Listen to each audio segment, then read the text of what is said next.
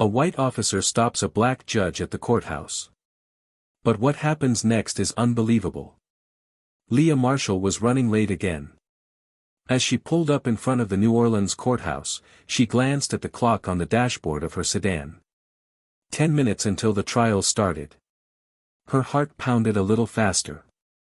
This was the day she had been dreading, yet had prepared for meticulously. Today was the opening day of a high-profile case that could change the way racial profiling was handled in Louisiana forever.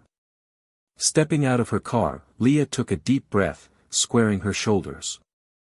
As an accomplished black judge, she had navigated her fair share of adversity in the legal world. But the weight of this particular case hit different. It wasn't just a case to her. It was personal.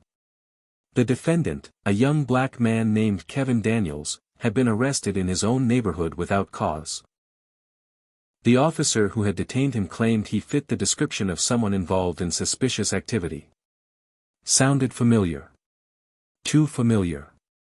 Leah strode across the parking lot, her heels clicking rhythmically on the pavement. Instead of using the grand entrance, she opted for a side door. Today, the main steps of the courthouse were swarmed with reporters, their cameras poised and ready for the story of the day. She didn't have time for the media frenzy. As she approached the side door, she noticed a young white police officer standing guard. His stance was rigid, and his eyes followed her closely as she came nearer. Leah reached for the ID badge hanging from her neck, her usual routine before entering the building. But before she could even present it, the officer blocked her path. "Ma'am, I need to see some identification," he said, his tone sharp. Leah raised her eyebrows, taken aback. "I'm Judge Marshall," she said, lifting the badge higher for him to see. "I'm presiding over the Daniels case this morning."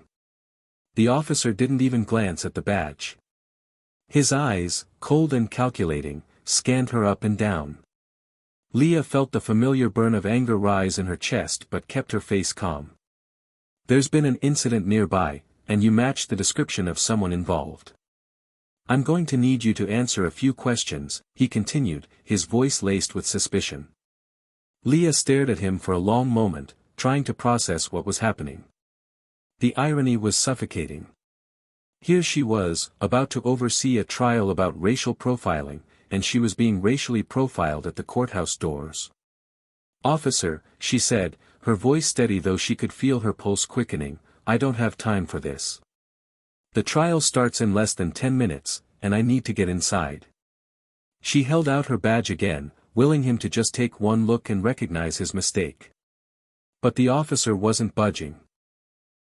His hand hovered over his belt, close to the handcuffs clipped to his waist. "I don't care who you say you are, ma'am," he snapped, stepping closer. "You're going to need to come with me." Leah's breath hitched. This was escalating fast. She could see the look in his eyes, the kind of look she'd seen too many times growing up in the South. A mix of suspicion and contempt. It wasn't about her being a judge. It was about her being black. Before she could say anything else, another voice cut through the tension. "What's going on here?" Leah turned to see an older black officer approaching, his face a mix of surprise and concern. "Marshall," his eyes widened as he recognized her. "Judge Marshall?" "Yes," Leah replied, her voice tight. The older officer shot a glance at the younger one. "Stand down," he ordered, his voice firm. The younger officer, still fuming, took a reluctant step back. "She matches the description," he muttered, more to himself than anyone else. "That's the judge," the older officer snapped. "Do you want to lose your job?" The younger officer mumbled something under his breath, finally backing off completely. Leah forced herself to take a deep breath. She had to stay calm. Losing her temper now would only play into the hands of someone like this. "Are you all right, ma'am?" the older officer asked, his voice softening. Leah nodded, though her jaw was clenched. "I'm fine. Thank you." Without another word, she turned and walked into the courthouse, her heart still racing.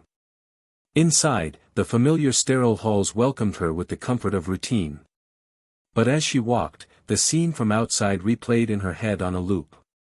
She had dealt with racism her entire life. But for it to happen like this, on the day of this trial, it was almost too much. The courtroom quieted as Leah banged her gavel, calling the room to order. The trial began smoothly enough, with opening statements from both sides. But Leah's mind kept drifting back to the officer outside, his sneering face, the way he had judged her in an instant. It felt too close to the case she was now presiding over. Then came the first witness, Kevin Daniels himself. Leah leaned forward slightly as he took the stand. His testimony was raw and painful. He described being stopped by the police for simply walking in his own neighborhood. He hadn't done anything wrong, hadn't even been acting suspiciously. Yet, he was treated like a criminal, handcuffed and humiliated in front of his neighbors. Leah could feel the weight of his words as he spoke. She had heard stories like this before, countless times. But today, it hit differently. It wasn't just about Kevin Daniels. It was about the countless others like him. And it was about her. Halfway through the testimony, the door at the back of the courtroom creaked open, and Leah's heart sank. The young officer from earlier, the one who had stopped her, walked into the room. He made his way to the witness stand, his face pale and tense. Leah's eyes followed him, every nerve in her body on edge. The prosecutor stood, addressing the court. "We would like to call Officer Bill Wilkins to the stand." Bill Wilkins. Leah hadn't even caught his name before. She watched as he took the stand, his movements stiff and awkward. She had to remind herself to remain impartial, to stay professional. But it was hard. This was the same man who had looked at her not as a judge, but as a suspect. Wilkins shifted in his seat, clearly uncomfortable. The prosecutor began questioning him, asking him to describe his role in Kevin Daniels' arrest. "I was patrolling the neighborhood when I saw Daniels," Wilkins began, his voice lacking the confidence he had shown earlier. "He looked out of place, like he didn't belong there." Leah's grip on her gavel tightened. Out of place. That phrase, she had heard it before, too many times. It was code for, he was black, and I didn't think he should be there. The prosecutor pressed on, his tone sharp. "What exactly made Mr. Daniels look out of place, Officer Wilkins?" Bill fidgeted in his seat. He was acting nervous, looking around. It seemed like he was up to something. Leah felt the anger rising in her again. She had reviewed the case file. Daniels had been waiting for his rideshare. There was no crime, no suspicious behavior. He had simply been a black man in the wrong place at the wrong time, in the eyes of the police. The prosecutor wasn't letting up. "Did you find anything on Mr. Daniels that suggested he had committed a crime?" Bill hesitated, his face flushing. "No," he admitted. "We didn't." The room was silent for a moment. Leah could feel the tension building, thick and palpable. She glanced over at the jury, watching their reactions. Some were clearly moved. Others seemed conflicted. But the truth was plain as day. Kevin Daniels had been arrested for nothing more than being black. Bill's testimony continued, his story unraveling with every question the prosecutor asked. Small inconsistencies began to appear, his version of events falling apart. Leah watched him closely, noticing how his eyes kept flickering toward her, filled with discomfort. He knew who she was now. And he knew exactly what he had done. When the prosecutor finally finished, Bill looked like a shell of the man who had tried to detain her outside the courthouse. Leah felt no pity for him. But she did feel the weight of what was happening. This wasn't just about one case. It was about a system that had allowed people like Bill to operate unchecked for too long. As the trial continued, Leah fought to keep her emotions in check. She had to remain neutral, had to ensure that justice was served. But it was hard. The parallels between her experience and the case in front of her were impossible to ignore. By the end of the day, the courtroom was buzzing with tension. The defense attorney made his closing statements, trying to paint Bill as a well-meaning officer who had made an honest mistake. But Leah knew better. And so did the prosecutor. Samantha Green, the prosecutor, rose for her final argument. She turned to the jury, her voice steady and powerful. "This case is not just about Kevin Daniels," she said. "It's about a pattern that we've seen too often in our justice system.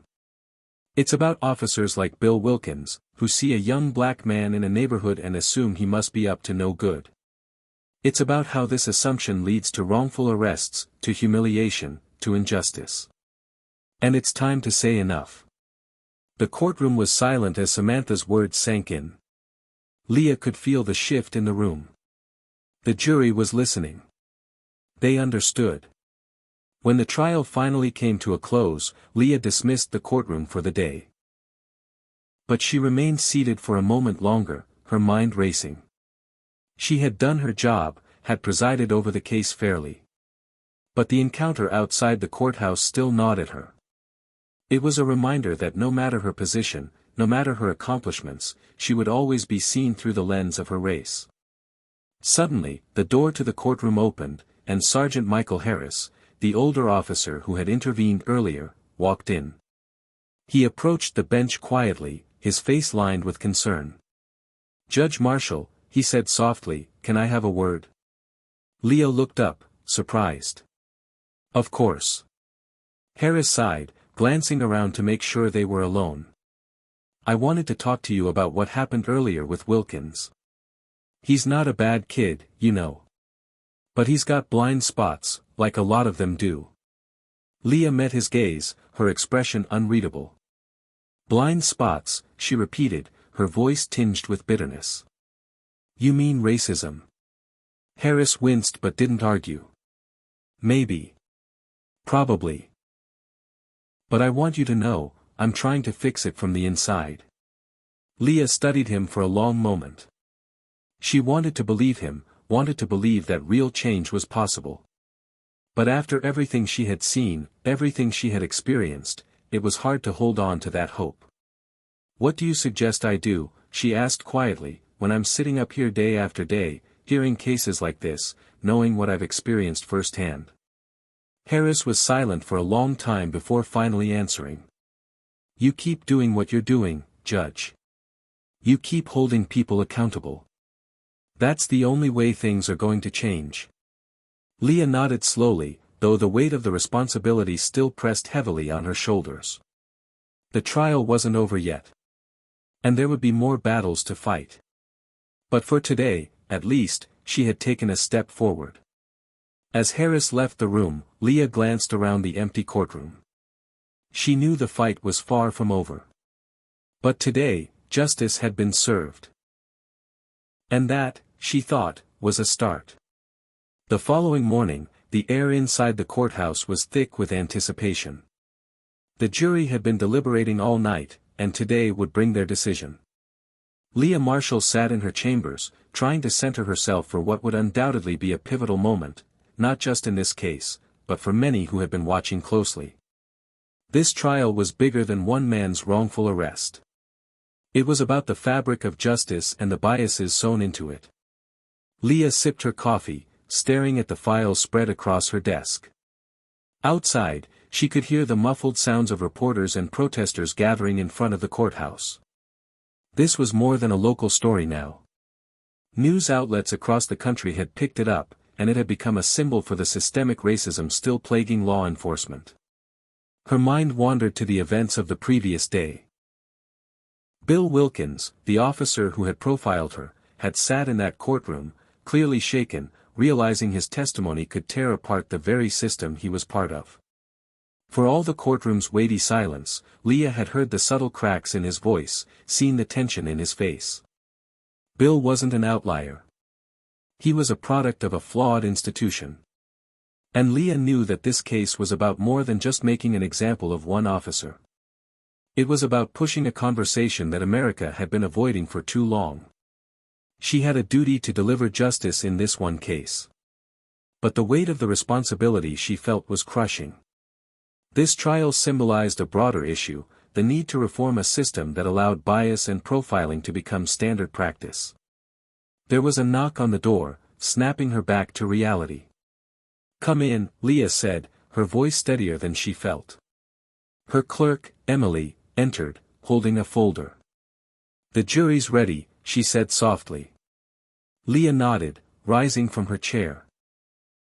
She took a deep breath, smoothing her robe. "Let's do this." As she made her way to the courtroom, the sound of her footsteps echoed through the hallway. The courthouse felt different today. The tension wasn't just in the courtroom anymore. It was everywhere. Leah could feel it pressing in from all sides, an unspoken anxiety that everyone was carrying. Inside the courtroom, the atmosphere was stifling. Reporters filled the gallery, their pens poised, cameras ready. The families of both Kevin Daniels and Officer Wilkins were seated in the front rows, both groups tense and waiting.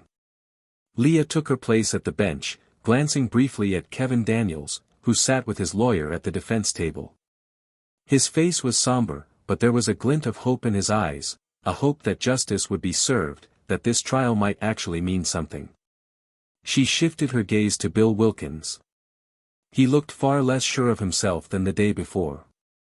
His eyes darted nervously around the room. And for the first time since the trial began, he seemed small, like a man who had finally realized he couldn't outrun what he had done. Leah cleared her throat. "Please bring in the jury," she said, her voice echoing in the quiet room. The doors opened, and the 12 jurors filed in. Leah watched them carefully as they took their seats, trying to read their expressions. But their faces were unreadable, their eyes fixed straight ahead. The jury foreman, a middle-aged woman with dark hair pulled back into a tight bun, held a slip of paper in her hand, clutching it like a lifeline. Leah nodded toward her. "Has the jury reached a verdict?" The foreman stood, her hands shaking slightly as she unfolded the piece of paper. "We have, Your Honor," she said, her voice trembling just enough to betray the gravity of the moment. "Please read the verdict," Leah instructed, her own heart pounding in her chest, though she kept her face composed. The foreman glanced down at the paper before looking up again, her voice firming. "In the case of Officer Bill Wilkins, we, the jury, find the defendant guilty of wrongful arrest and racial discrimination." A murmur rippled through the courtroom. Leah glanced at Kevin Daniels, who sat frozen, his face blank for a moment before relief began to wash over him. His lawyer patted him on the back, and Kevin's eyes began to glisten, though he blinked away the tears. Leah then turned her gaze toward Bill Wilkins. He was staring straight ahead, his face pale, his hands clenched tightly together. The weight of the verdict had clearly hit him. And for a moment, it seemed as if he might break. She banged her gavel once. "Court is adjourned."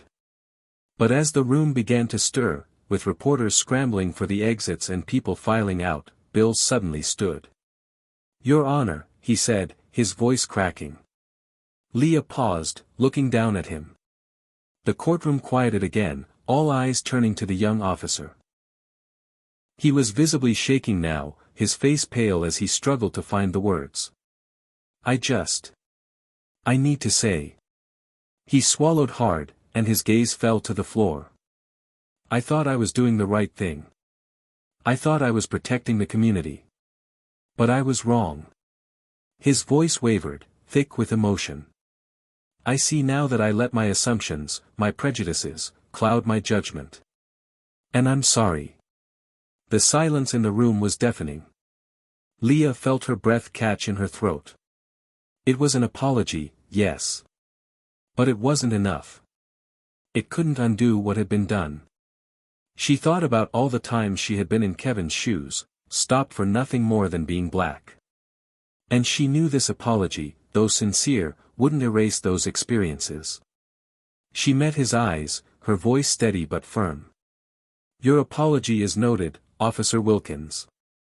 But the harm caused by your actions, by actions like yours, runs deep. It affects lives, families, and entire communities. Saying sorry doesn't fix that." Bill nodded, looking defeated. He didn't try to argue, didn't try to explain any further. He simply stood there, accepting the consequences of his actions. And for the first time, Leah saw a flicker of understanding in his eyes. The courtroom slowly began to empty, and Leah remained seated for a moment, watching as Kevin Daniels hugged his family, his face a mix of relief and exhaustion. Bill Wilkins stood quietly by the exit, waiting to be escorted out, the weight of his guilt heavy on his shoulders. Leah's mind was racing. She had done her job, upheld the law and presided fairly over this case. But it wasn't enough. This trial was just one drop in a much larger ocean of injustice. For every Kevin Daniels who received a semblance of justice, there were countless others whose stories would never be heard, whose cases would never make it to a courtroom. Suddenly, the door to the courtroom opened again, and Sergeant Michael Harris walked in. Leah looked up, surprised to see him. He approached her quietly, his face a mix of concern and something else, something like hope. "Judge Marshall," he said softly, "can I have a word?" Leah nodded, gesturing for him to sit. "Of course." Harris sat down, folding his hands in front of him. "I just wanted to say thank you." Leah raised an eyebrow. "For what?" "For handling this case the way you did," Harris replied. "For holding us accountable. We need that. The system needs that." Leah let out a long breath, leaning back in her chair. "I appreciate that, Sergeant. But it doesn't feel like enough. This was just one case. There are so many more out there. So many people who don't get justice." Harris nodded, his expression thoughtful. "You're right. But that's why we have to keep pushing. It's not going to change overnight. But every step matters. Every case like this chips away at the bigger problem." Leah was silent for a moment, thinking about his words. She wanted to believe him, wanted to believe that change was possible. But after everything she had seen, it was hard to keep that hope alive. "What about Wilkins?" she asked quietly. "What happens to officers like him, ones who've been taught to think a certain way?" Harris sighed.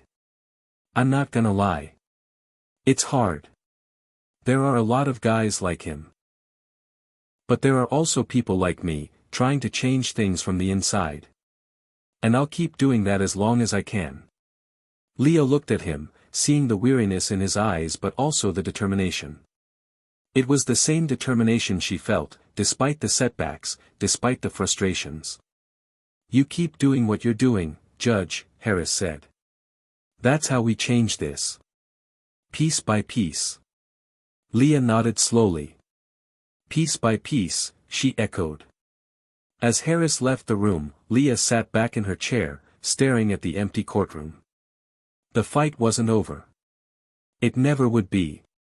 But today, they had taken one step forward. And that, she thought, was how change began. As the courtroom emptied and the echoes of the verdict still lingered in the air, Leah Marshall remained seated at the bench, her mind buzzing with the weight of what had just transpired. But it wasn't a victory she could savor. The trial was over, but its impact had just begun. For Leah, the fight for justice wasn't confined to this room. It stretched far beyond these walls, into communities still grappling with the same issues that brought Kevin Daniels here in the first place. She stood up, gathering her files, when a voice interrupted her thoughts. It was Kevin Daniels, approaching her with his attorney. His face was calm now, though the tension from the last few days had clearly worn him down. "Judge Marshall," Kevin said, his voice low but steady, "I just wanted to say thank you for everything." Leah looked at him, pausing for a moment before responding. "You don't need to thank me, Kevin. I was just doing my job." Kevin shook his head. "No, it's more than that. This trial, it wasn't just about me. It was about showing people what really happens out there, what we go through. You gave me a voice." Leah's chest tightened. She understood what he meant, and she nodded. "I hope this is a step toward change," she said, her words carefully chosen. "But it's just one case. We still have a long way to go. Kevin's eyes softened with understanding. I know. But it's a start. And for that, I'm grateful. Leah watched him leave, his attorney close behind. And she couldn't shake the feeling that there was so much more left to be done. One trial, one verdict, wasn't enough to dismantle a system that had been built over centuries. But she knew Kevin was right. It was a start. She sighed and began to make her way to her chambers, her footsteps slow and deliberate. The media had already swarmed the front entrance, so she opted to exit through the side door again, hoping to avoid the cameras and microphones that would inevitably be thrust in her face. But as soon as she pushed open the door, Leah found herself face to face with Officer Bill Wilkins. He was standing by the side of the building, leaning against the wall, his face drawn and pale. His uniform seemed too big for him now, as if the weight of the trial had shrunk him down. Leah stopped in her tracks, her heart thudding in her chest. For a moment, neither of them spoke. The tension between them was palpable, a mixture of guilt, anger, and confusion hanging in the air. Judge Marshall, Bill began, his voice hoarse. He straightened up, his eyes locking onto hers. I didn't expect to see you here. Leah remained silent, waiting for him to continue. She didn't know what he could possibly say that would change anything. But she allowed him the moment. I've been thinking, Bill said slowly, his words heavy, about everything. About what happened in there. And about what I did to you. He paused, his hands fidgeting at his sides. I know saying sorry isn't enough. It won't fix what I did. But I need you to know, I didn't mean for any of this to happen. Leah's eyes narrowed. She had heard this before. She had heard variations of this apology countless times. You didn't mean for it to happen, she repeated, her voice cold. But it did happen, Officer Wilkins. And it keeps happening to people like Kevin. To people like me.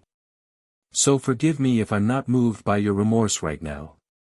Bill winced, but he didn't back down. I know I screwed up. I know I let my biases take over.